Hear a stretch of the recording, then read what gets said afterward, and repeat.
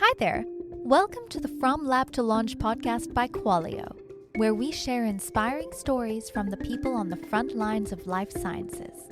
Tune in and leave inspired to bring your life-saving products to the world. Thank you for joining us from Lab to Launch today. I'm Meg from Qualio, and it's my pleasure to be your host and introduce you to the movers and shakers of modern life sciences. If you haven't already, please subscribe, and we'd love it if you could please give us a review on Apple or Spotify. If you want to be on the show, please see the application link in the show notes. If you've been following from Lab to Launch, you may remember a previous conversation with Sapient's Chief Scientific Officer, Dr. Jain, a couple years back. Well, today we're thrilled to build on that conversation with Dr. Jonathan Usuka, the CEO of Sapient. Sapient is one of the largest capacity biomarker discovery labs in the world, and their mission is to accelerate drug development and improve patient outcomes through biomarker guided therapeutics. By combining high resolution biomolecular data with advanced computational approaches, Sapient is helping sponsors and researchers unlock new therapeutic targets and navigate complex biology at unprecedented speed and scale. With more than 25 years of experience at the intersection of business, science, and technology, Jonathan has led innovation strategies from drug development, diagnostics, and AI driven discovery. From streamlining therapeutics pipelines to pushing the boundaries of integrated diagnostics, his work is helping reshape how biopharma organizations bring life changing therapies to patients. We're thrilled to dive into the future of precision medicine, AI powered biomarker discovery, and the evolution of healthcare innovation. Jonathan, thanks again for joining us. Your Meg, background's, great to be here. yeah, Thanks so much for having me. Yeah, it's so great to have you here. Your background spans science, business, technology, leadership across pharma. What initially inspired you to this work at this intersection, and what continues to drive your passion? Oh, wow, that's a great question. I mean, I originally got interested in pharmaceuticals overall, developing therapeutics. Really, it's Stanford Medical School. I was very interested by the fact that there was this whole cap that was being ripped off of a big bottle of data, and that was the genomics revolution. And it seemed like a great spot to be where there was just lifetimes of data being generated. We were only limited by the questions that we could ask. And, you didn't have to be very sophisticated in the algorithms that you were developing just because there was so much great data coming out. And so that's how I became an R&D scientist, first at Roche and then later at BMS and Celgene. Right. And we've had your colleague, Dr. Mojan, on the show 2 years ago to talk about how Sapient spun out of his UCSD lab. As Sapient CEO today, how would you describe the company's evolution over the last couple years? Um, Well, the way I came to Sapient is, I had been at McKinsey, and my job at McKinsey was to help investors that were looking at pharma services companies. So companies that were helping pharmaceutical companies to accelerate and look more deeply at the therapies they were developing and how patients could benefit from them. So I got very deep into looking at companies that were doing unique things, and they were doing those things uniquely well. And then looking at how those companies could continue to evolve in this innovative this culture of innovation that we have right now with AI, data, and pharmaceutical development.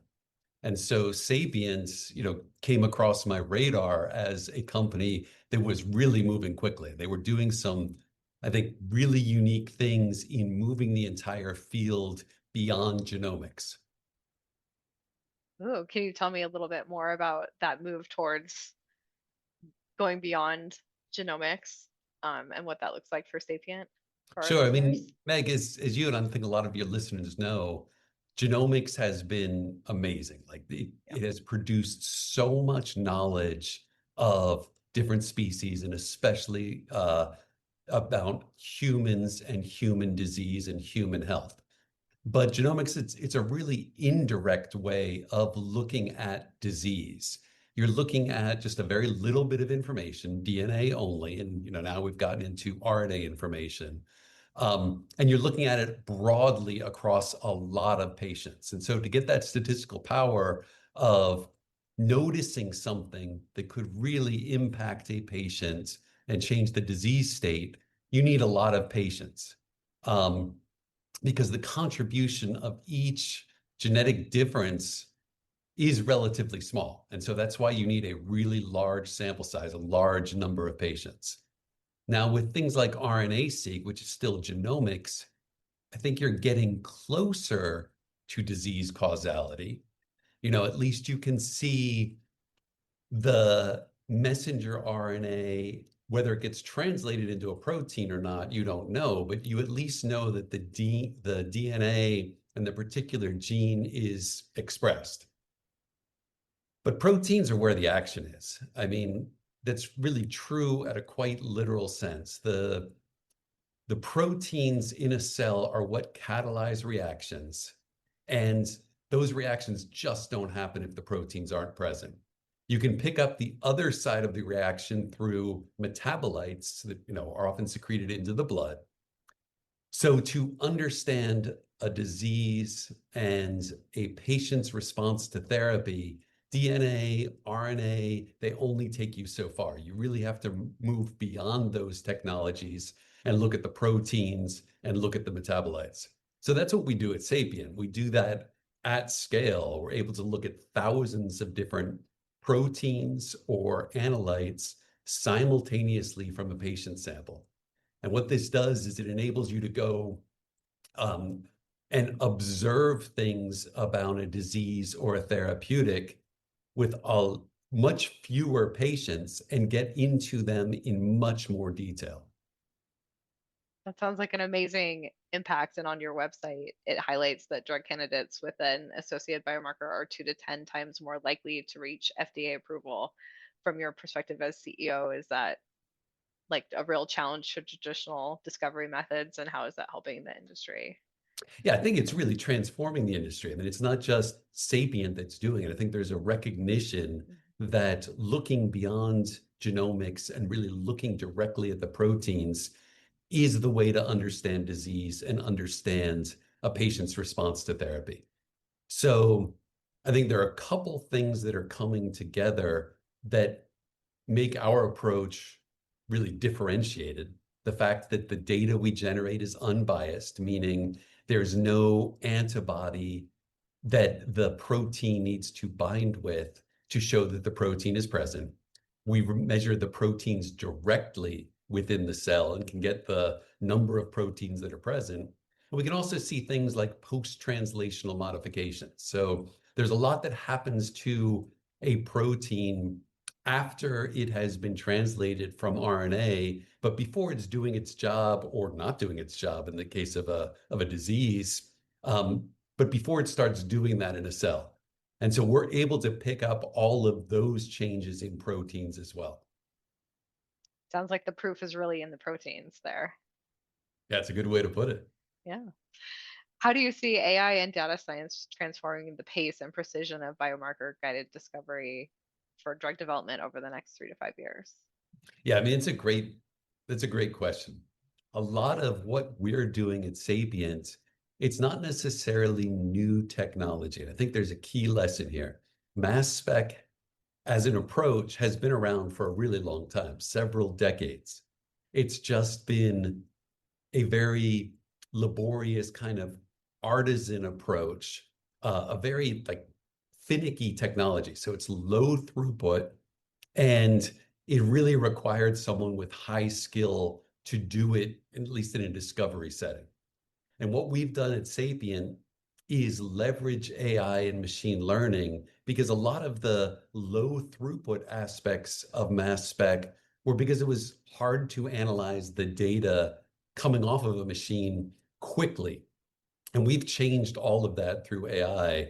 As I said, now you can measure thousands of proteins in a single sample, and you can actually run hundreds or thousands of samples a day.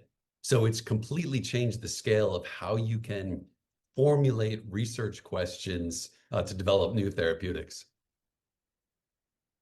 That's amazing. And your team includes experts from across multiple disciplines, from epidemiologists and clinicians to software engineers and chemists.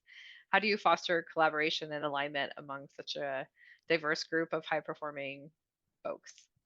Yeah, I mean, that's true. We have a really great team with deep backgrounds and expertise. And as you pointed out, immunologists, clinicians, data scientists, which is core to our entire approach at Sapient, and then a lot of research scientists that are either um, experts in mass spec or experts in the understanding of proteins.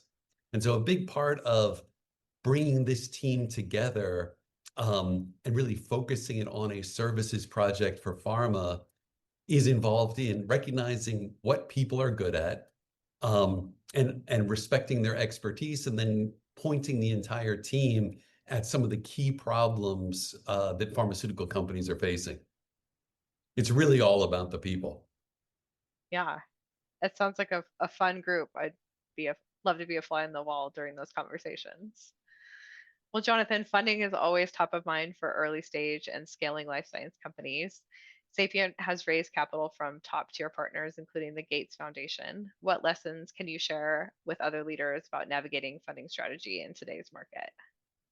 Oh, wow, that's a great question. I mean, at its core, getting funding is all about two things. You need to be disrupting an existing market to some extent, but you also have to have de-risked your approach enough that investors recognize the value and the value is clear. And so I think, a key part of that disruption is that you need to focus on the fact that disruption doesn't just come from completely new technology. Application of new approaches to existing technology is actually one of the best ways to substantiate your approach and get funding. So you have to be different, you have to be differentiated, but that doesn't mean you have to be a completely orthogonal approach to measuring, in our case, proteins. So, I've described some of the big advancements that we've made in mass spec, especially in data interpretation and AI. And I think that is a really good formula for de-risking the value proposition for an investor while still demonstrating the um, how big the actual success could be. That's great advice. Looking back on your 25 plus year career from large pharma to pioneering startups, more advice would you give your younger self in Oh, this wow. case? That's a If really you were just starting introspective out? question. Yeah. Um, as I mentioned, I spent a number of years at both Roche, Genentech, and BMS. And I don't know how many years, but something like 15 years at those two companies. And that was great because we were developing new therapies for patients, and the product development, was a really interesting place to play. But I think services is where the fun is. I think it's where you stay the most current in what is happening and the ability to work across a number of different clients. And I got that at McKinsey and then have since got it here at Sapient and other companies that I've worked with after McKinsey. The way to stay current, the way to stay sharp, the way to really understand what is going on, I think is in professional services. It's also a lot of fun to be out working with new clients all the time, understanding their problems, and then formulating solutions together. We'd love to do that here at Qualio as well, Jonathan. Now I'm full of tough questions. This last one we like to ask all of our guests: if we run into you at your bookstore or at your local library, in what section would we find you? Oh, at a bookstore. Wow, that's a great question. Um, you know, you wouldn't find me, I don't think, in the tech or science section because I think a lot of that, the best way to interact with it is digital now, certainly. Uh, I I think books are awesome, and I think that they're a great way to really enjoy life. And I think books are like a lot of things that are now considered luxury items, things like, I don't know, I'd even go as far as like sailboats, horses, fountain pens, things that had a lot of function, I don't know, 100 years ago, and now are used strictly for pleasure. And I think, advancing, the state of your soul. So you would find me in Barnes and Noble, probably in the literature section, and probably reading some really old books strictly for pleasure. I love that. I love the classics as well. Where can people go to connect and follow you and Sapient's progress along your journey? Sure. So Sapient, we're really about sharing a lot of our discoveries. So sapient.com, our link, follow us on LinkedIn, and I think we're sharing, a lot of our advances scientifically. Great. We'll get all that linked in the show notes for our listeners. Thanks so much for joining us today, Jonathan. Really appreciate it, Meg. Great conversation. Likewise.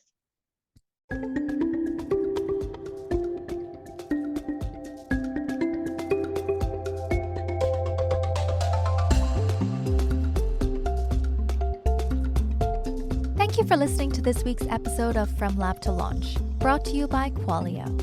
If you like what you've heard, please subscribe and give the show a positive review. It really helps us out. For more information about Qualio, our guest today, or to be a guest on a future episode, please refer to the show notes. Until next time.